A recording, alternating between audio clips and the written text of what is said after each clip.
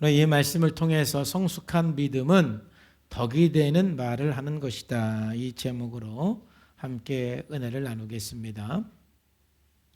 야고보서는 성숙한 믿음이 무엇인지 우리들에게 가르쳐 주고 있습니다. 1장에서 성숙한 믿음이라는 것은 시련, 고난에 대한 태도에 있습니다.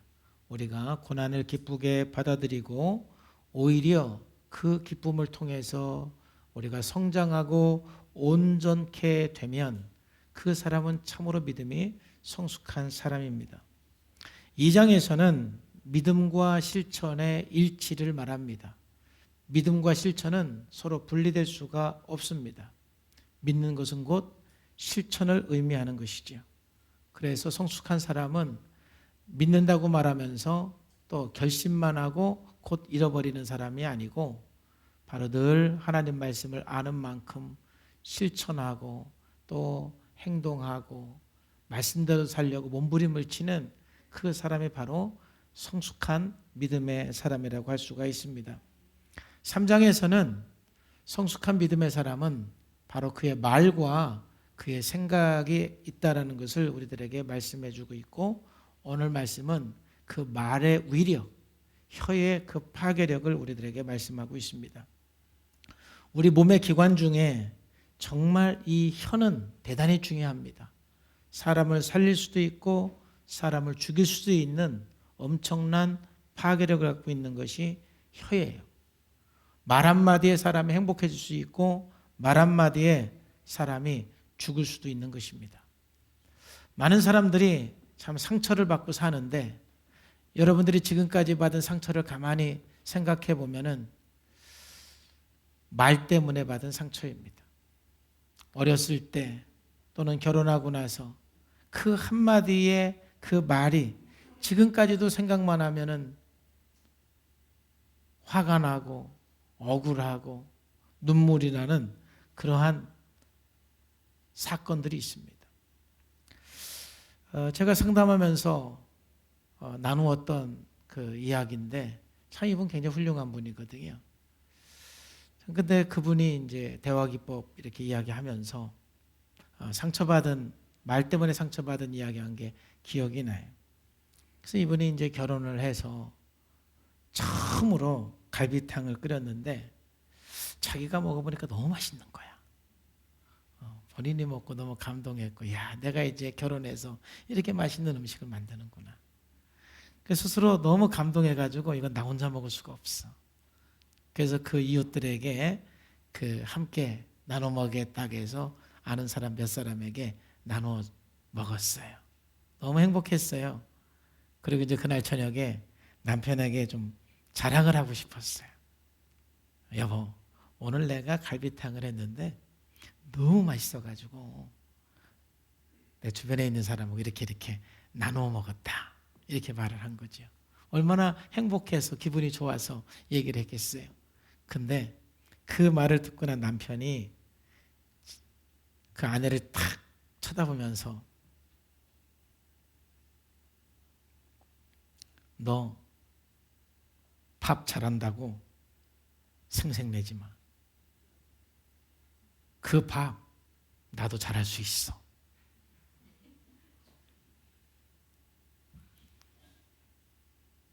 기가 막히죠? 그 말 한마디가 비수에 꽂혀버린 거예요. 상처가 된 거예요. 너무 억울해서 충격받아서 펑펑 울고, 지금까지도 음식을 하면서 음식하는 게 재밌다 이런 생각을 한 적이 없고, 누가 음식을 하고 나서 그 음식에 대해서 맛있어요 라고 말하면 그게 귀에 들리지 않아요. 지금도 본인에게는 음식을 만드는 게 의미가 없대요. 그 말이 세포에 새겨져 가지고 지금까지도 생각만 하면 너무 화가 나고 울고 싶은 그 말 한마디, 그 남편이 도대체 무슨 마음으로 그렇게 말했는지는 모르겠지만 그 몇십 년 전에 그 말 한마디가 지금까지도 우리 사람들에게는 영향을 주는 거예요. 이처럼 이 말이라는 것은 굉장한 파괴력이 있고 사람을 살릴 수도 죽일 수도 있는 거예요.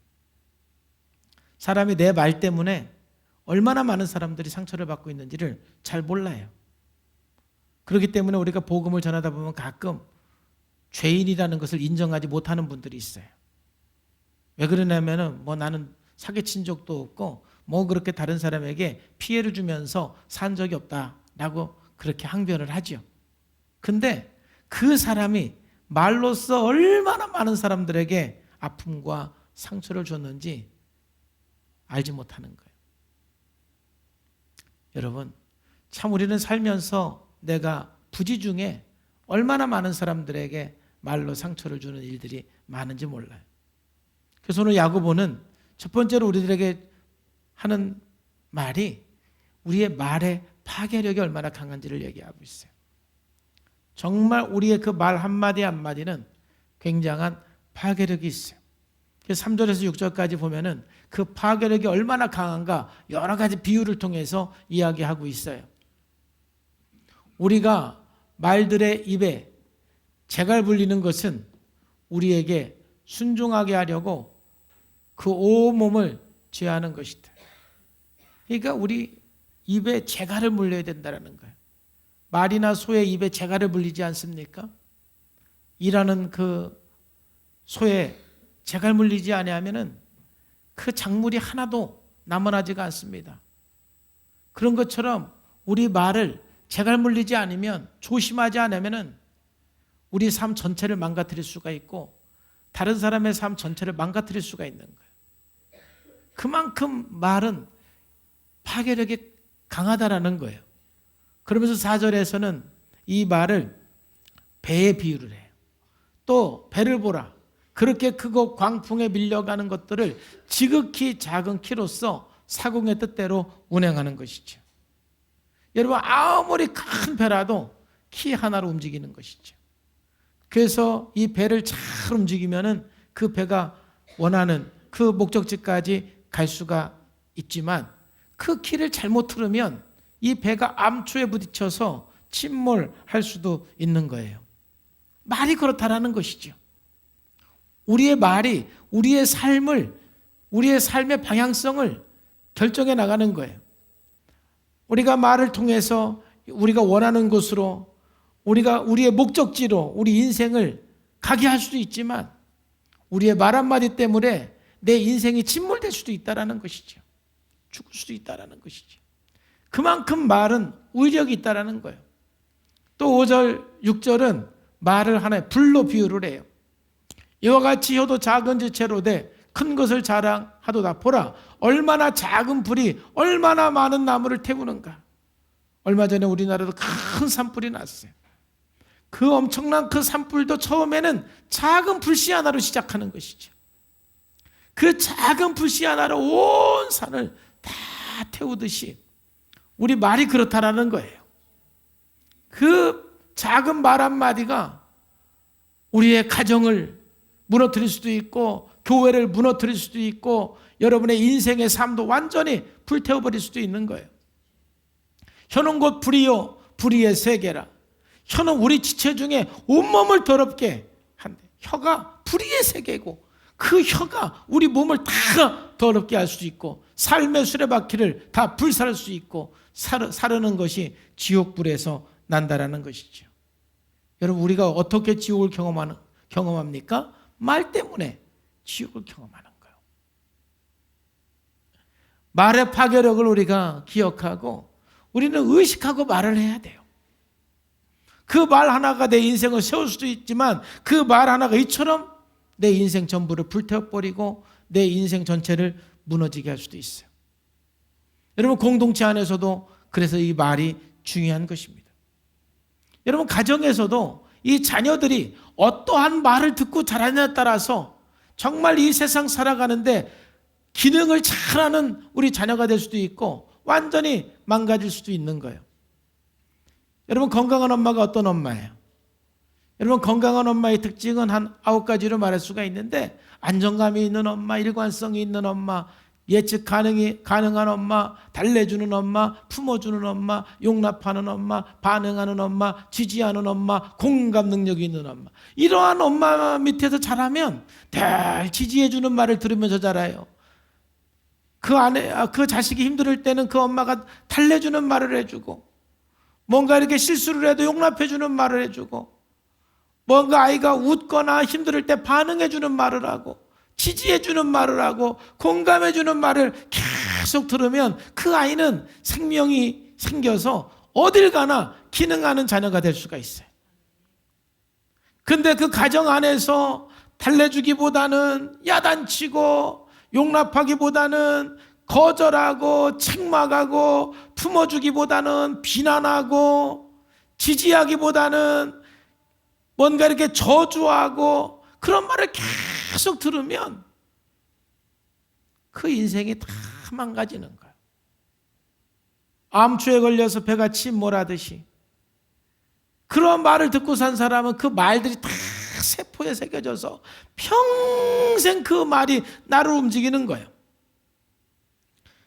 제가 프로그램 하면서 안타까운 것은 그 어렸을 때부터 들었던 그 비합리적인 말들, 거짓 메시지들, 네가 할 줄 아는 건 아무것도 없어, 네가 뭘 할 줄 알아, 그런 말을 늘 듣고 산 사람들이 그냥 그게 진실이 아님에도 불구하고 그 말이 세포에 새겨져서 그 거짓에 의해서 그냥 움직여서 암초에 부딪히고 침몰하는 사람들을 한두 명 보는 게 아니에요. 너무 안타깝지 않아요? 나는 무심코 던진 그 말 한마디이지만은 그 말 한마디가 우리 세포에 새겨져서 평생 그 말에 영향을 받고 사는 것이 우리의 삶인 거예요. 참, 그래서 우리는 말하는 법을 배워야 돼요. 자신의 생각과 감정을 적절하게 표현할 줄 아는 훈련이 얼마나 중요한지 몰라요. 특별히 우리 교회 나전달을 통해서 여러분들이 홍수에 빠졌을 때, 화가 났을 때 우리가 자기 감정과 자기 생각을 잘 표현할 수 있어야 돼요. 그래서 여러분, C.S. 루이스는 이 순전한 기독교에서 성과 악은 복리로 증거한다고 그랬어요. 이게 무슨 말이냐면은 여러분들 안에는 좋은 마음도 있고 나쁜 마음도 있어요. 그런데 그것을 내가 말이나 행동을 통해서 표현하면은 그게 복리로 증거한다라는 거예요. 다시 말해서 내가 누군가를 이렇게 사랑하는 마음이 있으면은 사랑한다고 말을 함으로써 사랑하는 그 마음이 복리로 증거하는 거예요. 그러니까 좋은 말을 많이 하시기를 주님의 이름으로 축복합니다. 말을 해야 증거하는 거예요. 근데 내 안에 원망이 있고 불평이 있고 분노가 있을 때 그거를 말해버리면, 그 원망하는 마음과 분노하는 마음과 그 비난하는 그 마음이 복리로 증가한다는 거예요. 그러니까 우리 안에 부정적인 생각이 들어왔을 때 될 수 있으면 말을 않는 게 좋아요. 그것을 말을 해버리면 여러분 복리로 증가하는 거예요. 나전달을 통해서 내 감정과 그 생각을 적절하게 표현하는 것은 잘하는 것이지만 그냥 막 원망하고 분노하고 또 자꾸 비난을 하면서 내 안에 있는 분노가 더 자라는 거예요. 그래서 사람은요, 말을 하면서 화가 더 커지는 거예요. 좀 가만히 침묵하면 좀 이렇게 마음도 가라앉고 그 분노의 양도 줄고 원망하는 마음도 주는데 자꾸 말해봐요. 원망이 눈덩이처럼 더 커지고요. 자꾸 분노해 보세요. 분노가 눈덩이처럼 더 커지는 거예요. 왜냐하면 그게 복리로 증가하는 거예요. 그래서 우리 안에 이 부정적인 생각은 여러분들이 함부로 막 말을 하는 것은 손해예요. 그래서 잠언서 25장 11절 말씀, 그 한 단어 한 단어가 얼마나 아름다워요. 우리 한번 다 같이 읽어봅시다. 시작. 경우에 합당한 말은 아로새긴 은쟁반의 금사가 같다. 참 멋지지. 경우에 맞는 말을 할 수 있는 사람들, 덕이 되는 말을 할 수 있는 사람들, 이게 얼마나 아름다운 사람인지 몰라요. 여러분, 감정에 따라서 막 말하기보다는 여러분의 말을 의식을 해서 덕이 되는 말을 하고, 사람을 살리는 말을 하고, 격려가 되는 말을 하고, 서로 도움이 되는 말을 할 수 있는 우리의 삶이 되기를 주님의 이름으로 축복합니다. 그래서 야고보는 두 번째로 말에 실수가 없는 것이 온전한 사람이라는 것이죠. 이게 말에 실수가 없는 사람이 어디 있겠어요? 그렇지만은 온전한 사람은 말에 실수가 적은 사람이 온전한 사람이라는 거예요. 2절 말씀해 보니까 우리가 다 실수가 많아요. 어떤 말에 실수가 많아요. 실수 없는 사람은 없어요. 그렇지만 만일 말에 실수가 없는 자라면 곧 온전한 사람이라. 능히 온몸도 굴레 쉬우리라 그랬어요. 말에 실수가 없으면 온전한 사람이라. 그래서 그 말이 그 사람의 인격이고 말이 그 사람의 영성이에요. 여러분, 그래서 우리가 이 말을 늘 의식하셔야 돼요. 여러분들이 하는 모든 말 하나님께서 들으십니다. 그리고 하나님께서 여러분의 말대로 되게 한대요. 민수기 14장 28절에 그들에게 이르시기를 여호와의 말씀에 내 삶을 두고 맹세하노라. 너희 말이 내게 들린 대로. 우리의 말이 하나님께 들려요. 내가 너에게 행한다 그랬어요. 근데 저는 이번 주 이 설교를 준비하면서 문제는 뭐냐면은 7절, 8절이 참 제 마음을 어렵게 했어요.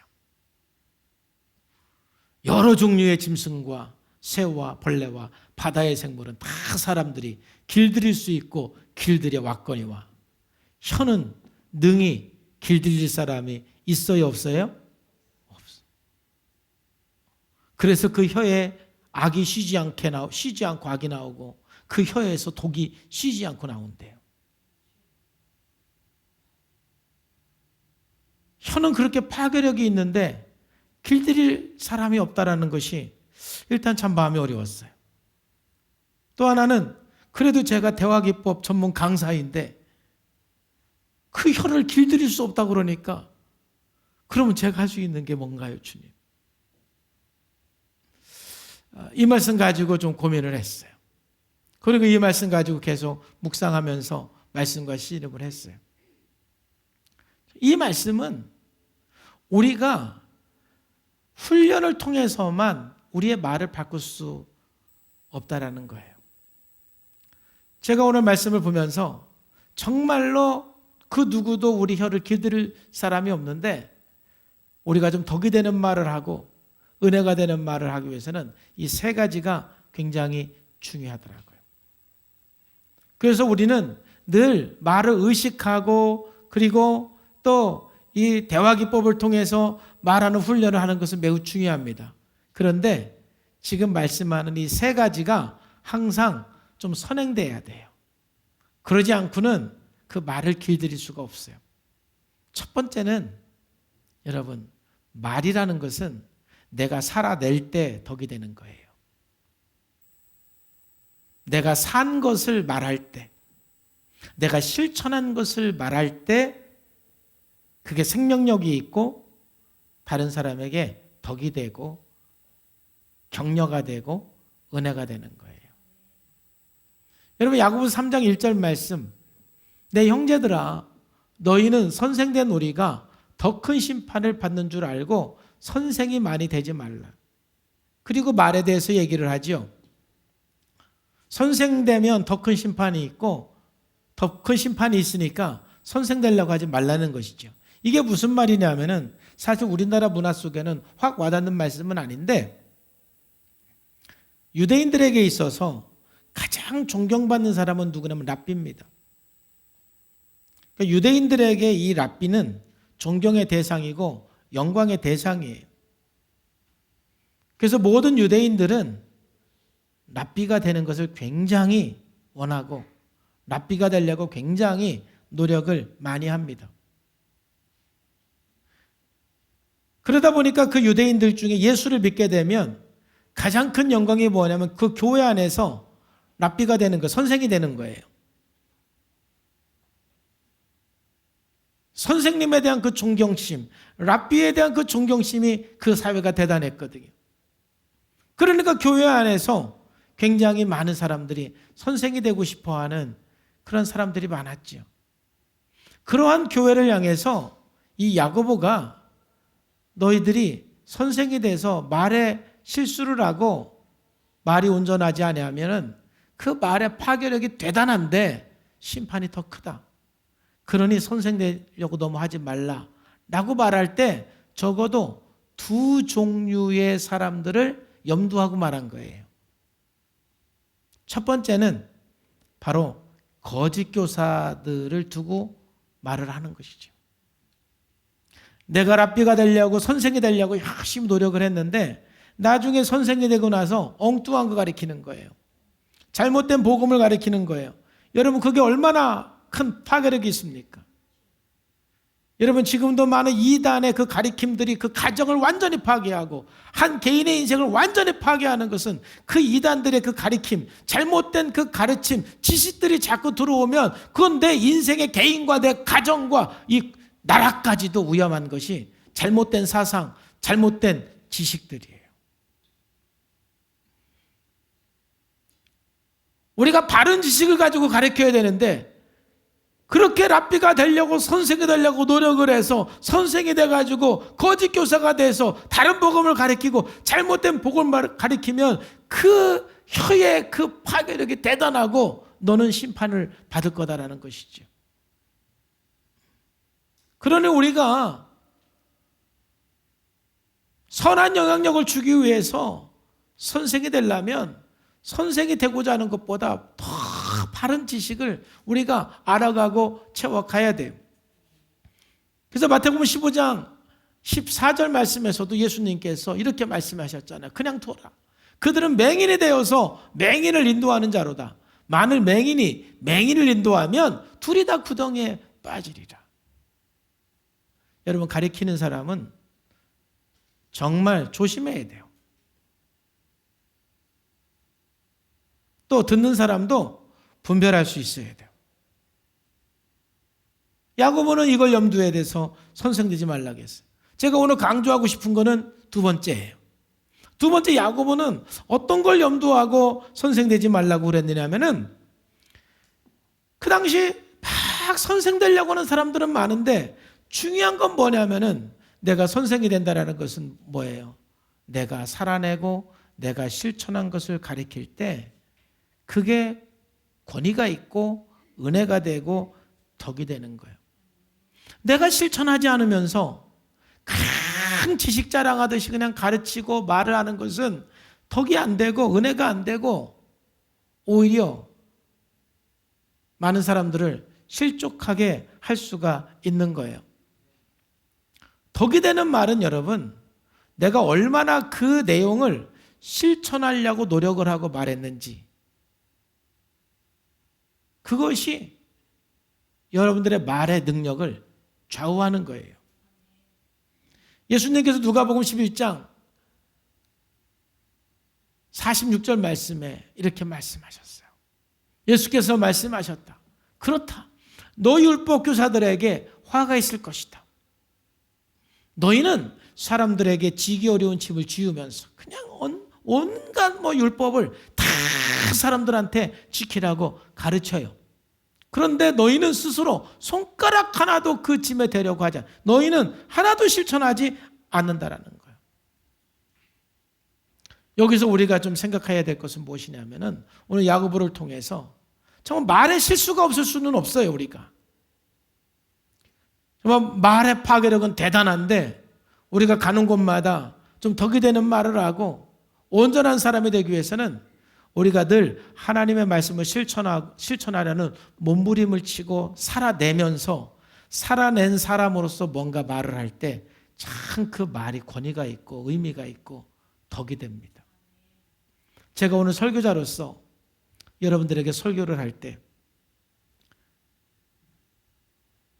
제가 하나님 말씀에 대해서 여러분들보다 실천하려고 노력도 하지 않고 그냥 지식적으로만 여러분들에게 설교한다라면 제 설교를 들으면서 여러분들에게 덕이 안 되고 은혜가 안 되고 설교를 들으면서 속으로 너나 잘하세요 그럴 거예요. 목사님이나 잘하세요. 말은 잘하네. 하나도 영향력을 줄 수가 없어요. 그러니까 제가 말에 실수가 없고 덕이 되는 말을 하기 위해서는 이 설교를 위해서 제가 먼저 다 씨름하고 말씀을 실천하고 그러면서 이 말씀을 함께 나눌 때 여러분들이 고개도 끄덕끄덕거리고 은혜도 받고 또 그 말에 격려도 받고 힘도 얻는 거 아니겠습니까?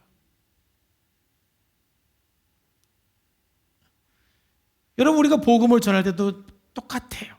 예수 믿는 사람들이 하나님 말씀대로 살아보려고 막 애를 쓰고 말씀대로 살아내고 말씀대로 살아내보니까 말씀대로 살고 나니까 처음에 말씀대로 사는 것이 부담도 되고 힘도 들었는데 말씀대로 살아보니까 너무 좋고 말씀대로 살아보니까 하나님의 사랑이 뭔지 알겠고 말씀대로 살아보니까 기쁨이 뭔지 알겠고 말씀대로 살아보니까 평안이 뭔지도 알겠어요. 살아냈어요. 그렇게 실천하고 나서 예수 안 믿는 사람에게 정말 내가 예수 믿고 이렇게 살아보니까 참 너무 행복하고 너무 좋아요. 그러면 여러분 그게 그 말이 덕이 되고 그 말이 격려가 되고 그 말을 통해서 그 사람들에게 선한 영향을 주는 거지요.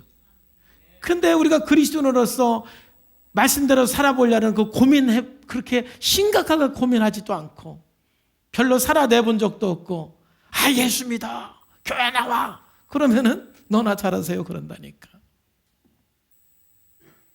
의미가 없어요. 여러분 목장 안에서도 마찬가지예요.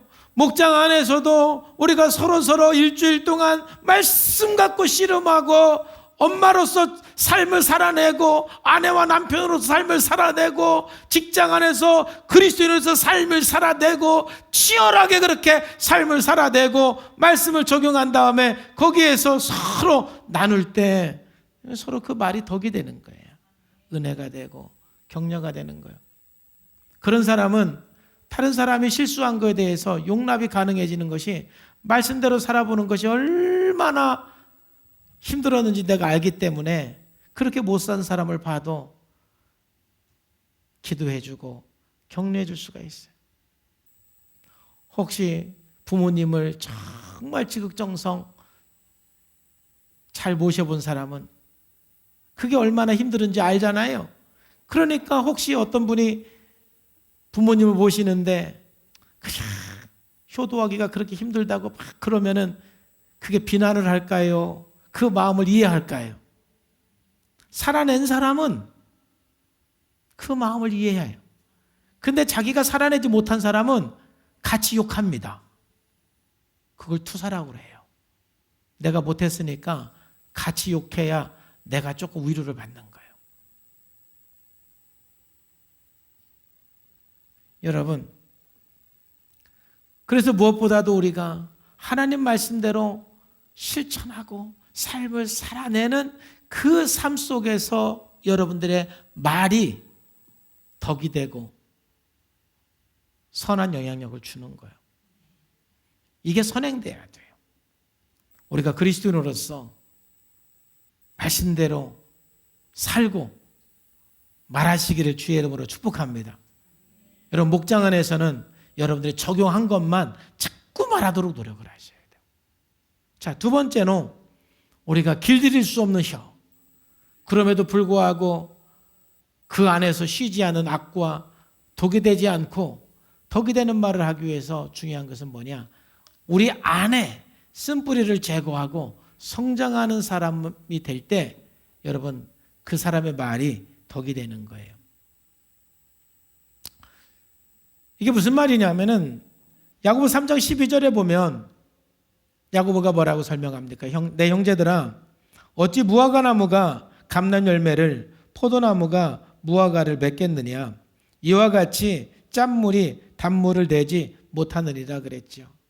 그 설명하는 건 뭐예요? 무화과 나무는 무화과 열매를 맺고 감람나무는 올리브 열매를 맺고 포도나무는 포도 열매를 맺는 것이지 무화과 나무가 감람나무를 맺을 수 없고 포도나무가 무화과를 맺을 수가 없다. 짠물이 단물을 낼 수가 없다라고 설명하는 거예요. 즉 말이라는 것은 우리 속에 있는 것이 밖으로 나온다라는 것이죠. 내 내면에 있는 것이 밖으로 나오는 거예요. 내 인격이 말로 표현되는 것입니다. 그래서 예수님께서도 이 부분에 대해서 우리들에게 이렇게 설명하고 있어요. 입에서 나오는 것은 그 마음에서 나오는 거다. 네 마음에 있는 것이 나오는 것이다.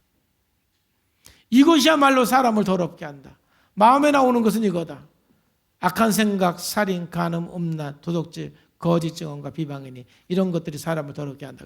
내 안에 악한 생각이 있으면 악한 말이 나오는 것이고, 살인과 간음과 음란이 있으면 그 말이 나오는 것이고, 도둑질과 거짓 증언에 그런 마음이 있으면 그런 말이 나오는 거예요.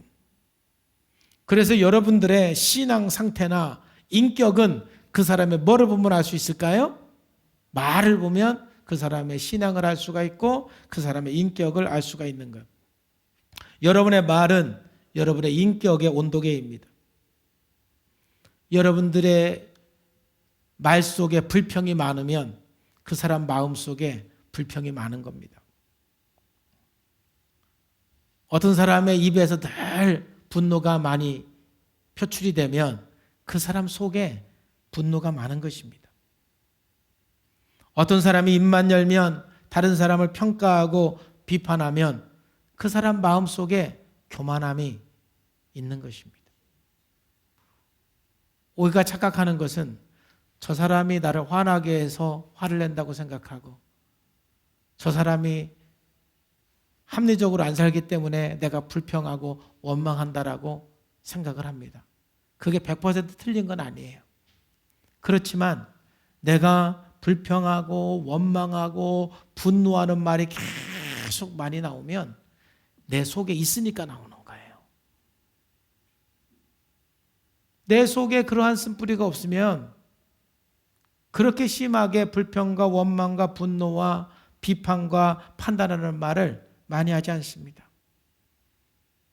그러므로 내 인격이 바뀌어야 내 말이 바뀌는 것이지, 인격이 바뀌지 않으면 내 말이 바뀔 수가 없는 거예요.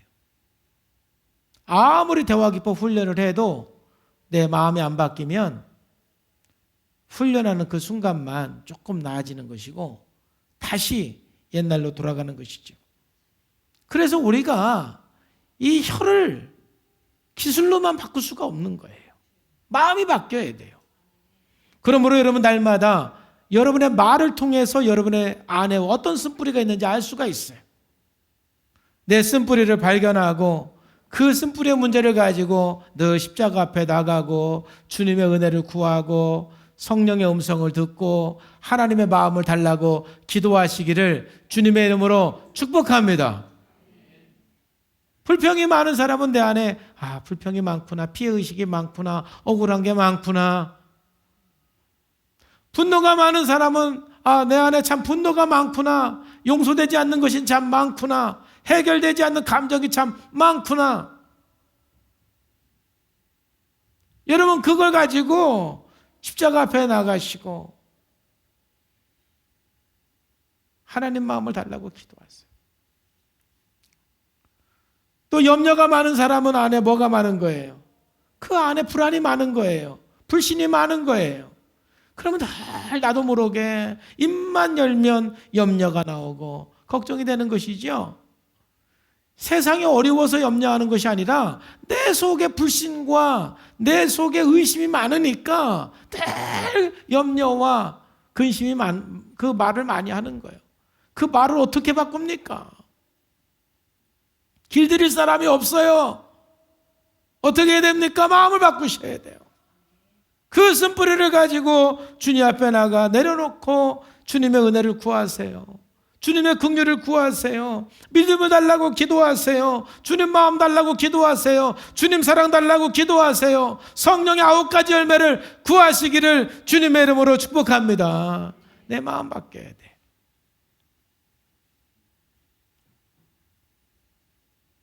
왜 이게 중요합니까? 이 마음을 안 바꿔서 자꾸 불평, 원망, 근심, 두려워하는 말을 말하면 그 말이 여러분들을 파괴하는 거예요. 말은 너무너무 강력한 파괴력이 있기 때문에 내 입술을 제어하지 않으면 그 말이 나를 죽이는 거예요. 그 말이 나를 파괴한다 이 말이지. 그래서 내 말을 바꿔야 돼. 마지막으로 오늘 말씀 읽으면서 이 혀를 길들일 수 없는데 주님 어떻게 해야 됩니까? 한 가지 더 가르쳐주는 것은 뭐냐면은 그래도 또 우리 의지가 중요하기는 해요. 어떤 의지냐면은 긍정적인 말만 하기로 오늘 결단하고 오늘부터 여러분 불평죄로 한번 따라하세요. 불평죄로, 원망죄로, 염려죄로. 할렐루야. 말을 하지 말라는 거야. 속으로 들어오는 건 어쩔 수가 없어. 근데 그런 말을 자꾸 하지 마세요. 우리가 몇 년 전에 오래됐죠? 불평 없이 살아보기 캠페인을 한번 했어요. 불평 제로 운동. 팔찌 하나 탁 끼고 살면서 불평할 때마다 옮기는 거예요. 그래서 하루에 몇 번 옮기나 보는 거지. 한 번도 안 옮길 때까지 훈련하는 거예요. 왼쪽에 오늘 팔찌를 끼고 고무줄 팔찌가 있어요. 색깔 있는 거. 그래가지고 불평 한 번 하면은 옮기는 거야. 원망 한 번 하면 옮기는 거. 근심 한 번 하면 옮기는 거야. 우리의 목표는 뭐냐? 하루에 한 번도 안 옮기는 게 목표이지. 불평 제로 운동. 우리 의지의 한계는 있지만 끊임없이 내가 긍정적인 말만 하기로 결단하는 건 중요해요. 왜냐하면 오늘 말씀에 야고보가 이렇게 우리들에게 권면하고 있어요. 우리 안에는 두 가지 마음이 있어요. 우리 마음 안에는. 근데 한 가지만 하라는 거지. 한 가지. 자, 이것으로 우리가 주 아버지를 찬송도 하고 또 이것으로 하나님의 형상대로 지음을 받은 사람을 저주도 한다. 한 입에서 찬송과 저주가 나오는도다. 내 형제들아, 이것이 마땅해요? 마땅하지 않아요? 예? 찬송도 나오고 저주도 나오는 것이 마땅해요? 마땅하지 않아요? 마땅하지 않다. 그럴 수 없다라는 거죠. 그러면서 11절에 샘이 한 구멍에서 어찌 단물과 쓴물이 나겠느냐. 여러분 그런 샘 봤어요? 1시간 동안 단물 나오다가 1시간 동안 쓴물 나오다가 그런 샘 봤어요? 오늘 하루는 짠물 나왔다가 내일 하루는 단물 나왔다가 그런 샘은 없는 거예요. 짠물 나오는 샘물은 평생 짠물 나오는 것이고 단물 나오는 샘물은 평생 단물 나오는 것이지 짠물 나왔다가 단물 나왔다가 그런 건 없는데 여러분의 입이 왜 그러냐 이거예요. 찬송했다가 저주했다가 감사했다가 원망했다가 왜 한 입에서 그러냐 이거야. 마땅하지 않다 이거지.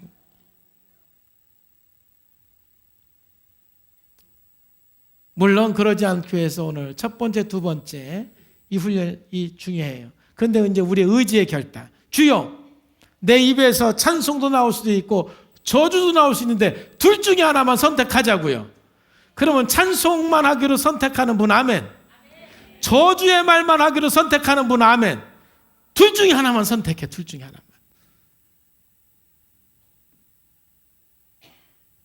뭘 선택해야 되는지는 알죠? 우리 옆에 있는 사람하고 인사합시다. 왔다 갔다는 하지 맙시다. 시작. 하나만. 그래서 불평체로 운동.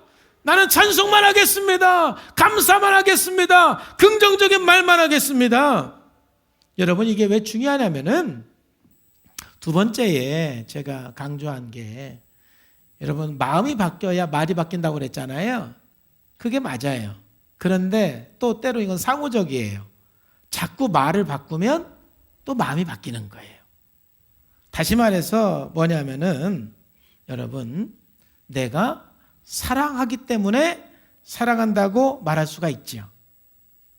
그런데 사랑한다고 말함으로 사랑이 생기기도 하는 거예요. 여러분, 감사하기 때문에 감사하다고 말을 해요.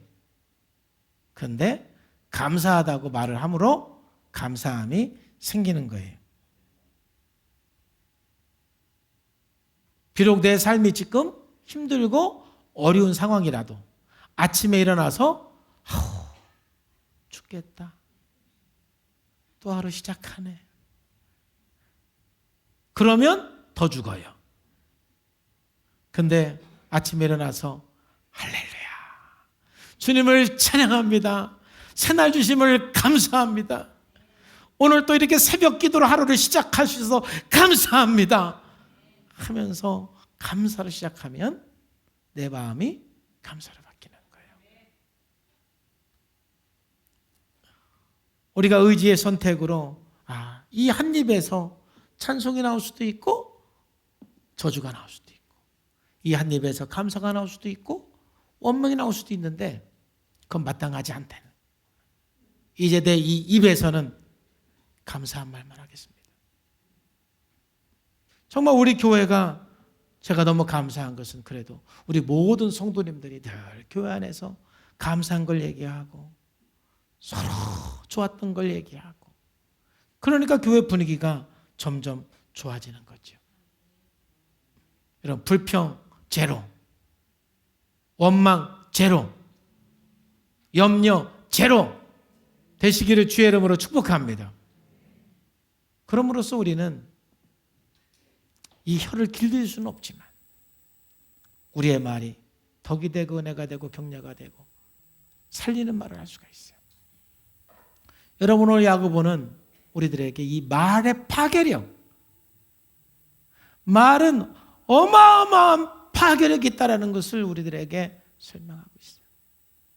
말 한마디가 사람을 죽이고 살리는 것, 말 한마디 한마디가 여러분의 인생을 살릴 수도 있고 죽일 수도 있는데 우리가 말을 함부로 하면 안 돼요. 근데 이 말은 그 누구도 길들일 수가 없다는 거예요. 그렇기 때문에 내 삶을 통해서 덕이 되고 나를 살리는 말이 늘 나오기 위해서는 우리가 늘 하나님 말씀을 실천하고자 하는 그 몸부림과 살아내는 그 삶을 통해서 우리 말이 바뀌는 거예요. 또 내 안에 어떠한 내면의 문제가 있는지를 발견하고 그 문제를 가지고 십자가 앞에 나가서 늘 긍정적인 성품을 구할 때 내 말이 바뀌는 거예요.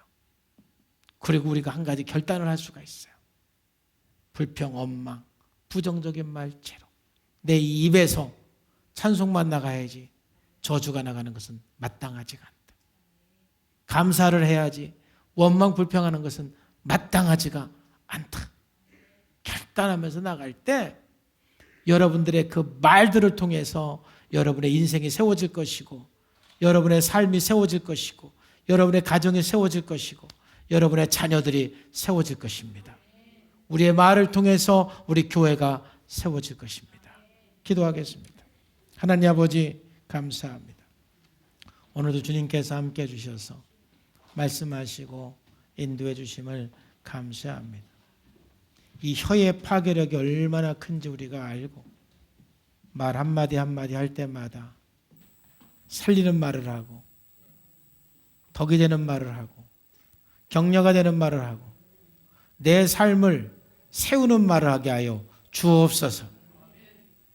늘 말씀을 실천하며 덕이 되고 내 마음이 바뀌어서 덕이 되는 말을 하고 내 입술로 온전히 찬송과 감사만 하기로 결정해서 덕이 되는 말을 하게 하여 주옵소서. 예수님의 이름으로 기도하옵나이다.